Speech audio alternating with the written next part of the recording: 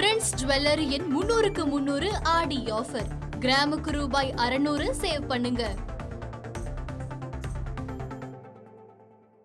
ஏன்னா government form ஆயிடுச்சு, 2 மாசம் ஆச்சு, புது அரசு வந்துருச்சு.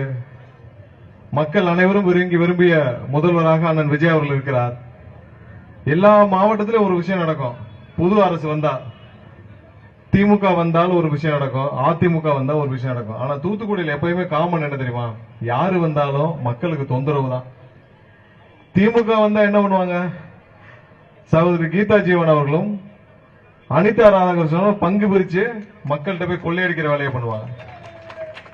எந்த பக்கம் திரும்பினாலும் குவாரி யாரு, அது அண்ணன் இது, இந்த பக்கம் இந்த குவாரி யாரு, இது அக்காது, இப்படி பிரிச்சு வச்சு. அதிமுக வந்து அதுக்கு ஒரு 3 பேர் இருக்காங்க. இப்ப 3 பேரா 4 பேரா 5 பேரான்னு தெரியல, இல்ல 7 பேரான்னு தெரியல.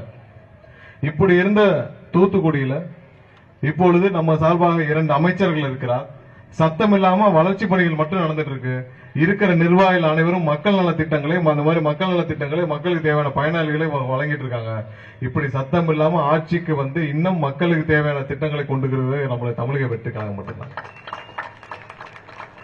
வேற எந்த கட்சியும் இருக்காது. இந்நேரம் ஆட்சிக்கு வந்தா முதல் 2 மாசம் இருக்கிறதெல்லாம் எங்க பங்கு பெறுகிறது, எங்கெங்கெல்லாம் போய் வசூல் பண்ணலாம்.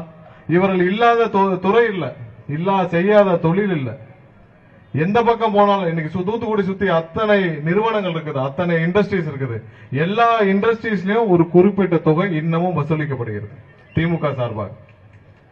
எல்லா தொழில் நிறுவனங்கள்லயும் இன்னைக்கு கான்ட்ராக்ட் எம்பளாயா இருக்கட்டும், உள்ள இருக்க கான்ட்ராக்ட் வேலையா இருக்கட்டும், இல்ல அனைத்தும் கீதா ஜீவன் அவர்களுக்கு தெரியாமல் எதுவும் நடப்பதில்லை, அவங்களுக்கு செய்யாமல் எதுவும் செய்யறதில்லை. இதுதான் இன்னைக்கு தூத்துக்குடியில விதிக்கப்படாத ஒரு விதி. இனிமேல் அது அனைத்தும் மாறும். எல்லா இல்லீகல் குவாரியும் கண்டிப்பாக நிறுத்தப்படும். தூத்துக்குடியை சுத்தி 70க்கும் மேற்பட்ட குவாரிகள், அதுல பெரும்பாலும் இல்லீகல் குவாரிகள், அனைத்து குவாரிகளும் நிறுத்தப்பட வேண்டும்.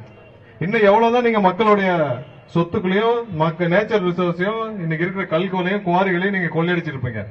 கடந்த வாரம் ஒரு அறிவிப்பு வந்திருக்கும். என்னன்னு பாத்தீங்கன்னா, வேற மாநிலங்களுக்கு, தமிழகத்திலிருந்து வேற மாநிலங்களுக்கு கொண்டு செல்வதற்கான தடையை விதிக்கப்பட்டுள்ளது. இது எவ்வளவு பெரிய அறிவிப்பு தெரியுமா?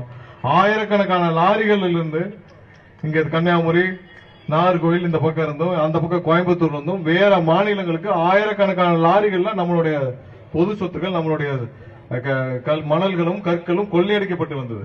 அனைத்தும் ஒரே தடையாணை மூலமாக நம்மளது தளபதி அவர்கள், முதலமைச்சர் அவர்கள் நிறுத்தியிருக்கிறார். தமிழ்நாடு இயற்கை வளங்களை கொள்ளையடிச்சு வேற மாநிலங்களுக்கு ஏற்றுமதி செய்யப்பட்டது இதோடு நிறுத்தப்பட்டுச்சு. எத்தனை வருஷமா இருந்துச்சு?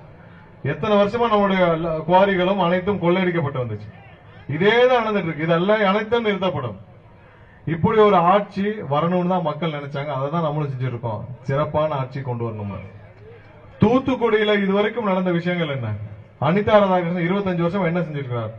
அனிதா ராதாகிருஷ்ணன் சொல்றாரு, நான் வந்து அதுக்கு முன்னாடி நான் வந்து வியாபாரியாக இருந்தேன், நான் சாதாரண வியாபாரி. சரி, சாதாரண வியாபாரிக்கு எத்தனை குவாரி, எவ்வளவு சொத்துக்கள்? சாதாரண வியாபாரிக்கு எத்தனை ஆயிரக்கணக்கான கோடிக்கணக்கான சொத்துக்கள். சரி, அப்படி மக்களுக்கு என்ன செஞ்சீங்க? ஒண்ணுமே செய்யல.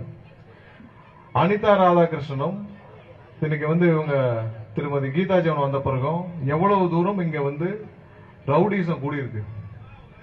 அதாவது அவரை பத்தி நான் முன்னாடி எல்லாம் போனீங்கன்னா அவரை முரட்டு பக்தர்னுவாங்க. அவங்க அப்பா பெரியசாமியா, எத்தனை பேர் இன்னைக்கு இருக்கிற இன்னைக்கு இருக்கிற தலைமுறையில எல்லாருக்கும் தெரியும் தெரியல. அந்த முரட்டு பக்தருக்கு ஒரு பேக்ரவுண்ட் என்னன்னா, ஒண்ணும் இல்ல. கருணாநிதி வந்து திருச்செந்தூர்ல இருந்து நடைப்பயணம் போறார். அவர் ஒரு ஸ்டேஜ் போல நடக்க முடியாம முடிஞ்சவரை தூக்கிட்டு போனார் கொஞ்சம் தூரம். சோ அப்ப இருந்து முரட்டு பக்தர் ஆயிட்டார். அதோடைய விளைவு, நடக்க முடியாத கருணாநிதி தூக்கிட்டு போனனால முரட்டு பக்தரான பெரியசாமிக்கு அதோடைய விளைவு ஒரு மாவட்டமே தாரை வார்க்கப்பட்டுச்சு. ஒரு பக்கம் அண்ணன், இன்னொரு பக்கம் தங்கச்சி, 2 பேரும் சேர்ந்து ஒரு எம்பி ஆகி, அதுக்கப்புறம் பல துறைகளுக்கு அமைச்சராகி, அதுக்கப்புறம் அது மாதிரி இது மாதிரி அனைத்தும் சேர்ந்து இந்த மொத்த மாவட்டத்தையும், தூத்துக்குடி மாவட்டத்தையும் ஒரே ஒரு ஆளுக்காக தாரை வார்த்து கோடிக்கணக்கான ரூபாய்களை கொள்ளையடிக்க அளவு பண்ண இந்த கருணாநிதி அவர்களுக்கு இனிமேலும் மக்கள் பொறுத்துக் கொள்ளக்கூடாது. வந்ததிலிருந்து நம்மளுடைய அமைச்சர்கள் 2 பேரும், நம்மளுடைய இங்க இருக்கிற நிர்வாகிகள் அனைவரும் தூத்துக்குடி மாவட்டத்துக்கு என்ன செய்யணும்னு தான் பார்த்துட்டு இருக்காங்க. ஒவ்வொரு நாளும் இப்ப வந்து பேசுனது என்கிட்ட சொன்னாங்க, நம்ம வந்து மாநகராட்சிக்கு நிறைய இருக்கு, நிறைய செய்யணும். அங்க இருக்க அமைச்சர்களும் அதேதான், 2 அமைச்சர்களும் இங்க இருக்கிற அனைத்து நம்ம நிர்வாகிகளும் சேர்ந்து தூத்துக்குடி மாநகராட்சிக்கு என்னென்ன செய்யணும்னு தான் செஞ்சுட்டே இருக்காங்க. எவ்வளவு கோரிக்கைகள் கொடுத்திருக்காங்க, அனைத்தும் நிறைவேற்றப்படும். அதற்கான அனைத்து வேலைகளும் நம்ம துவங்கி இருக்கிறோம். இதுக்கு முன்னாடி உங்களுடைய இப்ப இருக்கிற மேயர் இருக்கிறாரு, இந்த மேயரை மாத்தணும்னு அவங்க இருக்க கட்சி நிர்வாகிகள் சொன்னாங்க, எல்லாரும் மறந்துருப்பீங்க. அங்க இருக்கிற கட்சி திமுக அந்த மேயரை மாத்தணும்னு போர்க்கொடி தூக்குனாங்க. கடந்த 2 வருஷத்துக்கு முன்னாடி கடுமையான மழை வெள்ளம் தூத்துக்குடி முழுவதும் மூழ்கிட்டு இருக்கு, எல்லா இடத்துலயும் வெள்ளத்தில் இருக்கு. எல்லாரும் மேயரை தேடிட்டு இருக்காங்க. அந்த மேயர் எங்க இருந்தா தெரியுமா? சேலத்துல இளைஞரணி மாநாட்டுல, சேலம் இளைஞரணி மாநாட்டுல அங்க போய் அலங்கரிச்சிருக்காரு. தூத்துக்குடி முழுவதும் மழை வெள்ளத்தில் இருந்துச்சு. எத்தனை கவுன்சிலர் இருக்காங்கன்னு கேட்டேன். 60 கவுன்சிலர் இருக்காங்க. அதுல 52 பேர் இருக்கிற திமுக கவுன்சிலர். அவங்க யாரு எங்க இருக்காங்கன்னு அட்ரஸே மக்களுக்கு தெரியலன்னாங்க. இதேதான் எல்லா இடத்துலயும் திமுக கவுன்சிலர்கள் யாரும் இருக்கிற இடம் தெரியவில்லை. முடிந்த அளவு கொள்ளையடிச்சிட்டாங்க. ஆளுக்கு 5 கோடி 10 கோடின்னு கொள்ளையடிச்சிட்டாங்க. அனைத்து மாநகராட்சியிலும் கொள்ளையடிக்கப்பட்டு விட்டுச்சு. உள்ளாட்சி அமைப்புகள் அனைத்தும் கொள்ளையடிக்கப்பட்டு விட்டுச்சு. உள்ளாட்சி தேர்தல் விரைவாக வரும், அனைத்தும் மாற வேண்டும். நம்ம நிர்வாகம் எல்லாம் பார்த்திருப்பீங்க, எல்லா இடத்திலும் நலத்திட்டங்கள் இப்ப இல்ல 20 வருஷமா கொடுத்துட்டு இருக்காங்க. எனக்கு வர்ற எல்லாம் நம்ம நிர்வாகிகள் எல்லாம் அங்கங்க ஆல்பம் கொடுப்பாங்க.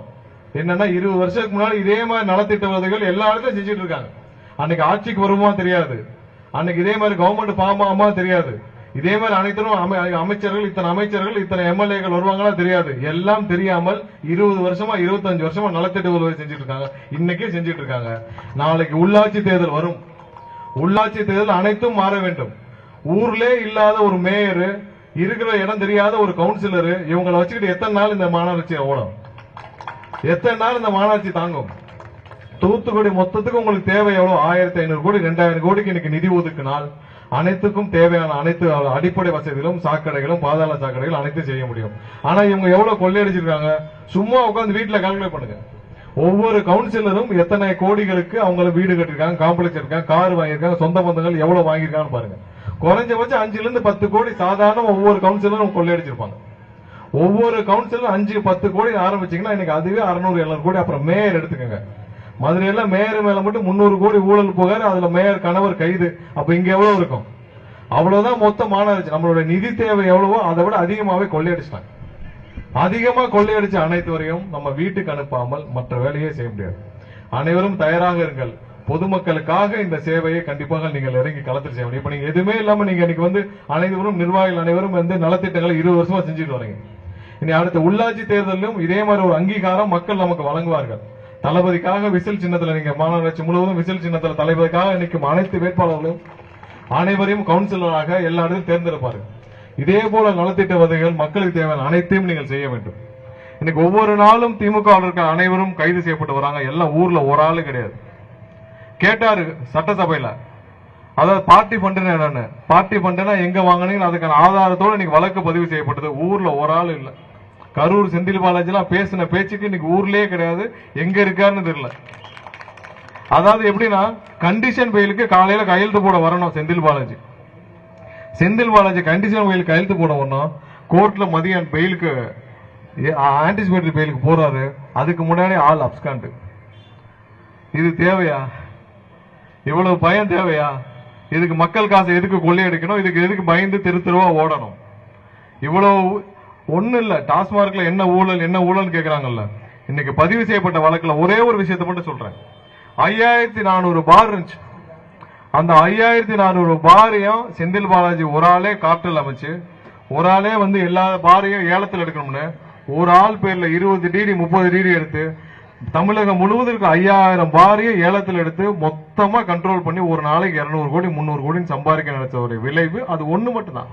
அது மாதிரி பாட்டில் வித்தது, ஒவ்வொரு நாளும் கலெக்ஷன் பண்ணது, 10 ரூபாய் கலெக்ஷன் பண்ணது, இது மாதிரி பல 1000 கோடி ஊழல் நடந்த இன்னைக்கு டாஸ்மார்க்ல பார்ட்டி பண்ற நடந்ததுல இன்னைக்கு முதல் கட்டமாக வழக்கு பதிவு செய்ததன் விளைவு ஒரு ஆள் இல்ல, எல்லாம் எஸ்கேப். உதயநிதியுடைய நண்பர்கள் ரத்தீஷ் ஊர்லயே இல்ல, ஆளும் எஸ்கேப். ஏன்னா இவங்க எல்லாம் சேர்ந்துதான் மொத்தமாக தமிழகத்தில் டாஸ்மார்க்ல கொள்ளையடித்தவர்கள் இந்த ஒரு துறை மட்டும். இன்னும் மற்ற துறை எல்லாத்திலும் இதே மாதிரி எடுத்துட்டு இருக்காங்க. சும்மா சொல்லல திரு பிடிஆர் 30,000 கோடியை ஒரு குடும்பம் கொள்ளையடிச்சிருக்குன்னு ஆடியோ வந்துச்சு. சும்மா சொல்ல 30,000 கோடி உண்மைதான். ஒரே வருஷத்துல 30,000 கோடினா கிட்டத்தட்ட 5 வருஷத்துல 1 லட்சம் கோடி 2 லட்சம் கோடி கொள்ளையடிச்சவர்கள் நம்ம எப்படி சும்மா விட முடியும்? அதுவும் மக்கள் பணத்தை கொள்ளையடிச்சவர்கள். தூத்துக்குடி மாநகராட்சிக்கு 2000 கோடி இருந்தா போதும். ஆனா இவங்க மாநிலம் முழுவதும் கொள்ளையடிச்சது பல லட்சம் கோடி. அனைத்திற்கும் அவர்கள் பதில் சொல்லியே ஆக வேண்டும். யாரையும் சும்மாலாம் விட மாட்டோம். அனைவரும் செய்த ஊழல்கள், செய்த தவறுக்கு, மக்களுடைய வரி பணத்தை திருடியவர்களுக்கு அதற்கான பதிலை அவர்கள் சொல்லியே ஆக வேண்டும். அதே மாதிரிதான் இங்க தூத்துக்குடியில் எவ்வளவோ வளர்ச்சிகள். ஏன்னா ஹார்பர் எத்தனை வருஷம் ஆச்சு? இத்தனை வருஷமாக 30-40 வருடங்களாக 50 வருடங்களாக ஹார்பர் இருக்கு, இவ்வளவு தொழில் நிறுவனங்கள் இருக்கு, எல்லாமே இருக்கு. ஆனால் தூத்துக்குடி மக்களுடைய வாழ்க்கை மேம்படவே இல்லை. அதற்கு முக்கிய காரணம் ஒரு பக்கம் திமுக, இன்னொரு பக்கம் அதிமுக. இவர்கள் அனைவரையும் சேர்த்து புறக்கணிச்சு மக்கள் இந்த வர்ற உள்ளாட்சி தேர்தலில் முழுமையாக நம்மளுடைய தமிழக வெற்றி கழக நிர்வாகிகளுக்கு வாக்களிப்பார்கள். நீங்களும் தயாராக இருங்கள். அடுத்த வர உள்ளாட்சி தேர்தல் தயாராக இருங்க. எப்ப வேணாலும் வரலாம், தயாராக இருங்கள். மொத்தமாக இந்த திமுக தூத்துக்குடியிலிருந்து வெளியில போனாதான் மக்களுக்கு நல்ல விஷயம் நடக்கும். முழுமையாக தயாராக இருங்கள். அடுத்து வர்ற உங்கள் அனைவருக்கும், வாக்களித்த மக்கள் அனைவருக்கும் போய் எல்லாத்தையும் நன்றி செலுத்துங்க. ஏன்னா மக்கள் என்ன நினைச்சு வாக்களிச்சாங்களோ அதுதான் இன்னைக்கு நம்மளுடைய முதல்வர்கள் தமிழகம் முழுவதும் செஞ்சுட்டு இருக்காரு. ஊழலற்ற ஆட்சியை எல்லா இடத்துலையும் கொடுத்துட்டு இருக்கோம். அனைவருக்கும் போய் நன்றி செலுத்துங்கள். எல்லா தொகுதியும் போங்க, மற்ற திமுக வேட்பாளர் இருக்கிற தொகுதிகளுக்கும் போங்க. நமக்காக வாக்களிச்சிருக்காங்க மக்கள், அவங்களுக்காக நீங்க நன்றி செலுத்தி விடுங்கள். உங்கள் அனைவருக்கும் இந்த நலத்திட்ட விழாவிற்கு வருகை வந்த உங்கள் அனைவருக்கும் மீண்டும் நன்றி தெரிவித்துக் கொண்டு இந்த வாய்ப்பை வழங்கிய உங்கள் அனைவருக்கும் நன்றி தெரிவித்துக் கொண்டு விடைபெறுகிறேன். நன்றி, வணக்கம். பிரின்ஸ் ஜுவல்லரியின் 300க்கு 300 ஆடி ஆஃபர். கிராமுக்கு ரூபாய் 600 சேவ் பண்ணுங்க.